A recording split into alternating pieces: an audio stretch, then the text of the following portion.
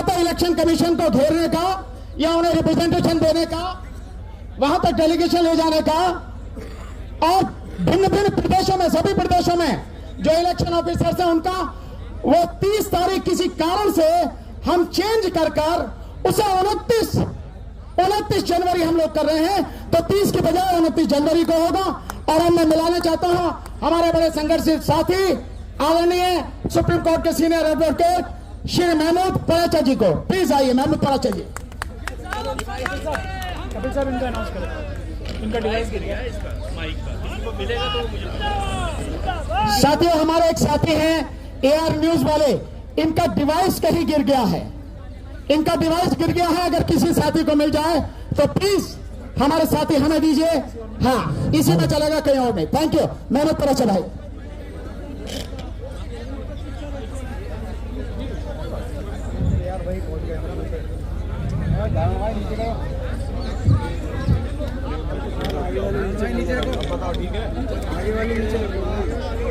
आगे वाले डाउन कर लो। नहीं नहीं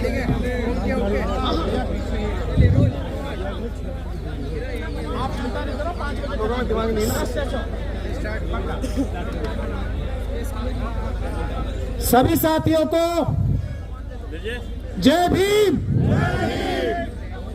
जय भारत, जय संविधान और मेरा प्यार भरा अस्सलाम वालेकुम। आप लोग अभी ये सोच रहे होंगे कि अभी तो भानु जी ने और हम सब ने ये अनाउंस किया था कि ईवीएम द्वारा इलेक्शन नहीं होगा, पेपर बैलेट द्वारा होगा, तो फिर हम ये काला शीशा सफेद शीशा आपको क्यों दिखा रहे हैं? ये तो हमारे साथ बड़ा फ्रॉड हो सकता है। इलेक्शन कमीशन या प्रधानमंत्री नरेंद्र मोदी जी ये बोल सकते हैं कि चलिए हम काला शीशा लगा के हटा देते हैं, सफेद शीशा लगा देते हैं। ऐसे धोखे में आने वाले हम नहीं हैं। ईवीएम हटाओ, देश बचाओ। सुन लीजिए, सुन लीजिए। ईवीएम हटाओ, देश बचाओ। ये हटाओ, देश बचाओ। एक फिल्म आई थी, एक था नटवर लाल। देखिए कितनी महत्वपूर्ण बात मैं आपको बता रहा हूं। सुप्रीम कोर्ट ने यह ऐलान किया था 2013 में सुब्रमण्यम स्वामी साहब की पिटीशन में कि ये जो ईवीएम में मशीन होती है, ईवीएम का जो वोट होता है वो वोट नहीं होता है, वोट सिर्फ वीवीपैट का होता है। वीवीपैट से ही वोट गिना जाता है। तो जब सुप्रीम कोर्ट ने यह डिक्लेयर कर दिया कि वोट सिर्फ वीवीपैट का वोट होता है और कोई वोट ही नहीं होता, ये भारत देश का कानून है, तो किसी नटवरलाल ने 2014 के बाद, आप सब लोग अंदाजा लगा ले कौन नटवरलाल था वो, ये 2014 और 15 के बाद से स्कीम हुई है काले शीशे की। ये नटवरलाल वाला काम, ये अपराध 2014 और 15 के बाद जो लोग शुरू कर सकते हैं, ईवीएम द्वारा वोट करने से, वीवीपैट द्वारा वोट करने से, ये एक तरीका हमने आपको दिखाया कैसी प्लानिंग करके चोरी की। ऐसे हजारों तरीके और हैं। इसीलिए किसी भी हालत में, किसी भी कीमत पे इलेक्शन होगा तो सिर्फ पेपर बैलेट से होगा। यह फ्रॉड हम नहीं होने देंगे। यह इलेक्शन कमीशन है जिसने काला शीशा लगाने की साजिश की। कौन सा इलेक्शन कमीशन था वो अपराधी है, और उसकी अपराधी जो प्रोटेक्शन है ना, धारा 324 में, आर्टिकल 324 में, वो अब खत्म हो चुकी है।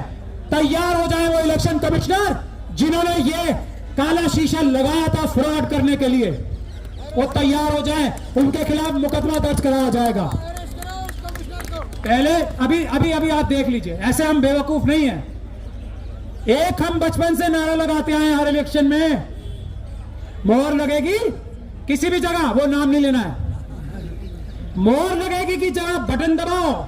बेवकूफ है जो बटन दबाना चाहते हैं। हम तो मोहर ही लगाएंगे, मोहर लगाएंगे और पेपर बैलेट पे मोहर लगाएंगे। जो भी मना करता है हमारी पुराने नारे को, वो देशद्रोही है, वो आतंकवादी है, वो भारत का संविधान खत्म करके पार्लियामेंट खत्म करना चाहता है। यहां मोहर लगेगी, बटन नहीं दबेगा। ध्यान से सुन ले। अब मैं प्रैक्टिकल बातों पे आता हूं। ये कोऑर्डिनेशन कमेटी के एक छोटे से मेंबर की हैसियत से भानु जी, हम सब जितने भी लॉयर्स हैं, सबसे पहले मैं उनसे आह्वान कर रहा हूं, ये जिम्मेदारी इस आंदोलन की ढाल बनने की हम लोगों की है। और उस तरफ से हमारे ही देश के ये खाकी वाले लोग हैं, आधे मन से या पूरे मन से हम पे हमला करते हैं। हमारी वकीलों की जिम्मेदारी है, किसी भी आंदोलन में जो ईवीएम के खिलाफ होगा, किसी भी आंदोलन में जो देश बचाने के हक में होगा, वकील आपकी ढाल बन के खड़े होंगे।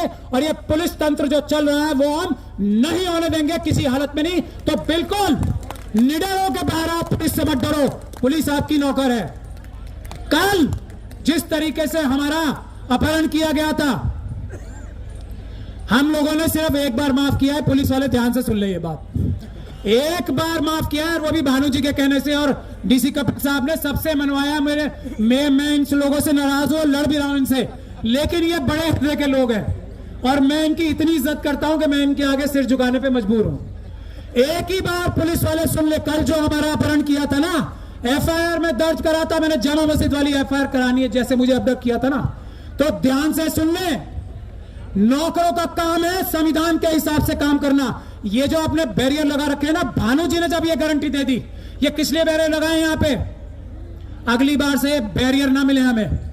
ध्यान से सुन ले ये बात, ये गैर संवैधानिक गैर कानूनी काम है जो एक बैरियर लगा रखे हैं। हम इन बैरियरों से नहीं डरते हैं, हम संविधान के रक्षक हैं, हम इन बैरियर की वजह से यहां नहीं रुके हुए हैं। ध्यान से सुन ले, अमित शाह साहब भी और बाकी सब भी लोग, हम इसलिए रुके हैं क्योंकि हम देश में हम नहीं चाहते कानून व्यवस्था टूटे।